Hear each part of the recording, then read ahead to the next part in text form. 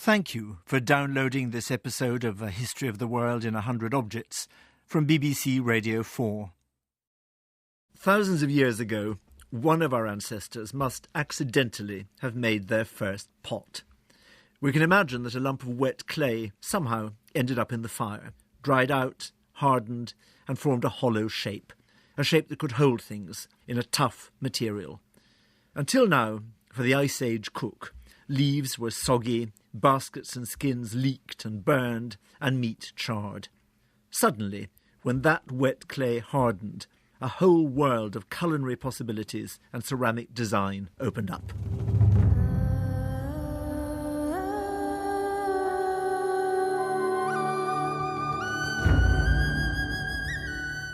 The miraculous accident that produced pottery coincided with some great developments in human history. In the previous 4 programmes, I've been looking at the way humans began to rear animals and to cultivate plants. As a consequence, they started to cook differently, to eat new things, and therefore to live differently. They settled down. Today, we're in Japan, about 7,000 years ago, with an ancient pot made in a tradition that goes back almost 10,000 years before that. The earliest dates we've got for pottery are around about 16,500 years ago. And that in itself has caused quite a fuss, because this is still what most people recognise as the old Stone Age, with people hunting big game animals. And we don't really expect to find pottery quite as early as that. It was in Japan that the world's first pottery was born, and with it, possibly, the world's first stew. A History of the World in 100 Objects.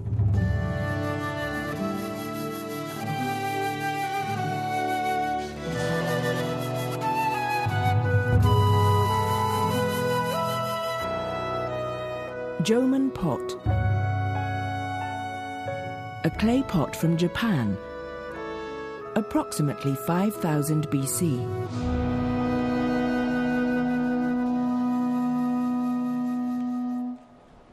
You find pots in museums all around the world. And here in the Enlightenment Gallery of the British Museum, we have pots from all over the world.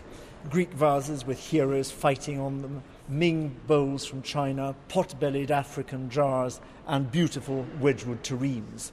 The world's pots are so ubiquitous that we take all of them for granted. But human history is told and written in pots, perhaps more than anything else. As Robert Browning put it, time's wheel runs back or stops, potter and clay endure.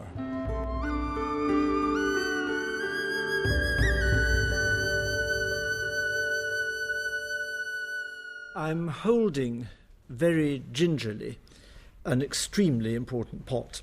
It's pretty underwhelming to look at. In fact, it's quite dull. It's made of brown-grey clay, a simple round pot about the size of the bucket that children play with on the beach, about 6 inches high, 6 inches across at the top, and it's got straight sides and a flat base. And it was made about 7,000 years ago in Japan.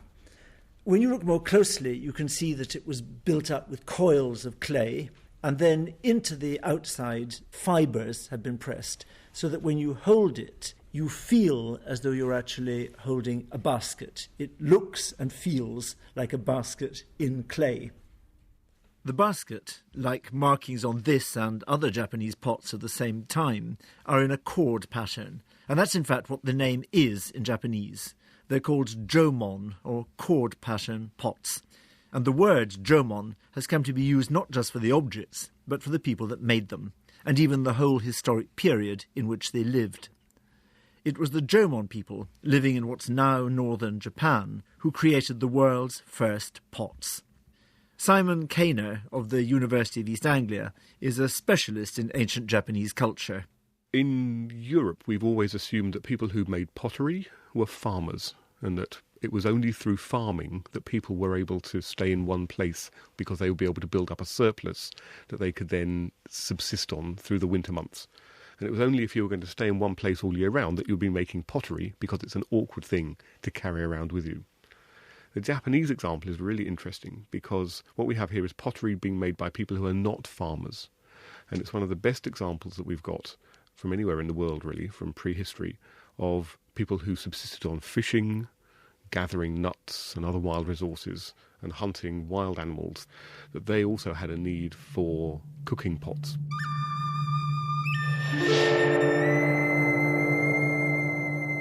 The Jomon way of life seems to have been pretty comfortable. They lived near the sea, and they relied on fish as a main source of food. That is, a food that came to them, so they didn't have to move around as land-roaming hunter-gatherers did. They also had easy access to abundant plants with nuts and seeds, so there was no imperative to domesticate animals or to cultivate particular crops. Perhaps because of this plentiful supply of fish and food, farming took a long time to establish itself in Japan compared to the rest of the world. Simple agriculture, in the shape of rice, arrived in Japan only 2,500 years ago. But in pots, the Japanese were very much ahead of the game. Before the discovery of the pot, people stored their food in holes in the ground or in baskets, both vulnerable to thieving creatures and, in the case of the baskets, to wear and to weather. Putting your food in sturdy clay containers that you can cover keeps freshness in and keeps mice out. And as for the shape and the decoration of the new pots, well, having no pottery tradition to learn from, the Jomon looked at what they already had, baskets. So it's not surprising that they make pots that look like baskets and indeed look like each other. Professor Takashi Doi is a senior archaeologist at the Agency of Cultural Affairs in Japan. For Jomon people, the decorations are derived from what they saw around them in the natural world. The motifs were inspired by trees, plants, shells, animal bones. The basic patterns are applied using twisted plant fibres or twisted cords, and there is an amazing variety in the ways you can twist your cords. There is an elaborate regional and chronological sequence that we have identified. Over the years of the Jomon period, we can see over 400 local types or regional styles. You can pin down some of these styles to 25-year time slots. They were so specific with their cord markings.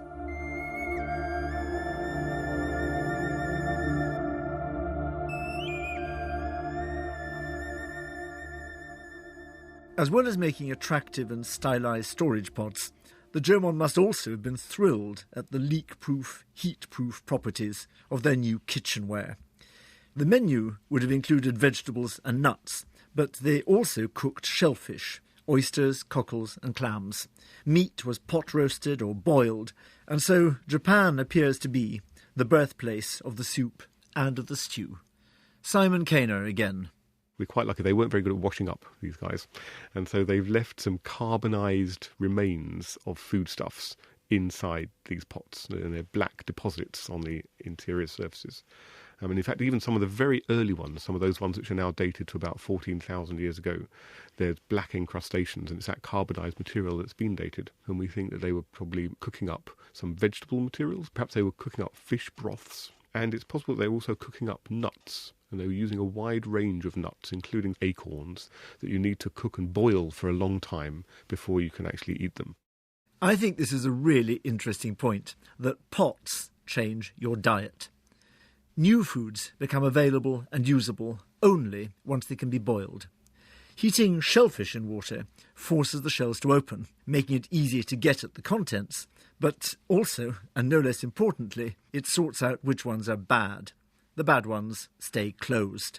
It's quite alarming to think of the trial and error involved in discovering which foods are in fact edible. There must have been plenty of horrible accidents on the way, but it's a process that was going on all over the world.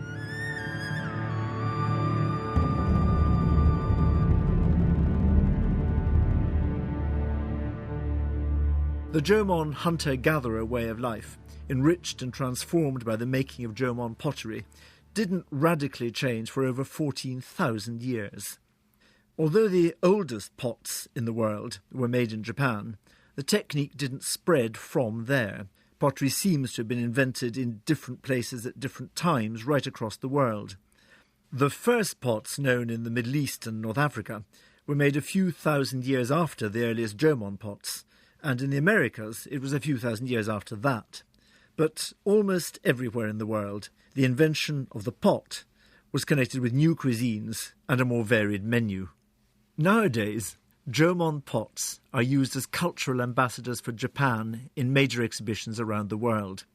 Most nations look back to imperial glories or invading armies, and I think it's extraordinary that a technologically, economically powerful nation like Japan proudly places the very origins of its identity in the early hunter-gatherers.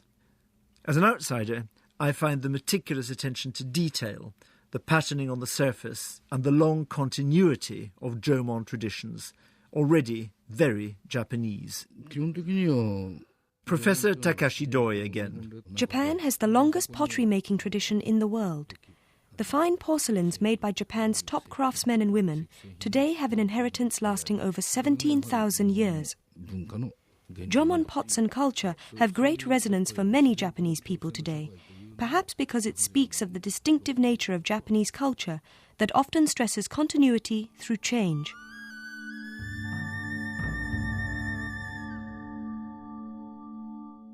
But the story of our small JOMON pot doesn't end here, because I haven't yet described to you what is perhaps the most extraordinary thing of all about it, that the inside is, when you look, carefully lined with lacquered gold leaf. What's fascinating about trying to tell a history through objects is that they go on to have lives and destinies never dreamt of by those who made them, and that's certainly true of this pot. That gold leaf was applied somewhere between the 17th and the 19th centuries, when ancient pots were being discovered, collected and displayed by Japanese scholars. And it was probably a wealthy collector a couple of hundred years ago who had the inside of our pot lacquered with a thin layer of gold. After 7,000 years of existence, our JOMON pot then began a new life, as a mizusashi, or water jar, for that quintessentially Japanese ritual, the tea ceremony. I don't think that its maker would have minded. We know that there were all sorts of rituals and ceremonies involving pots in the time of the JOMON. In that society, as in virtually all others, pots quickly went beyond their functional purpose to become objects of desire and display. In their many manifestations, pots resonate throughout human history, from the most primitive domestic meal or drink to the Last Supper, from a nomadic snack to an international banquet. If meal times are a microcosm of society, then pots are the very glue that bind hosts and guests, indeed the whole of society, together. This week, we've traced the beginnings of farming and settlement. In the next programmes, we're with the consequences. The world's first cities.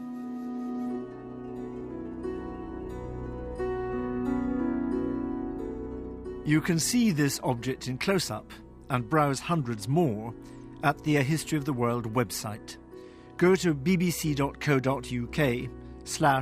History of the World.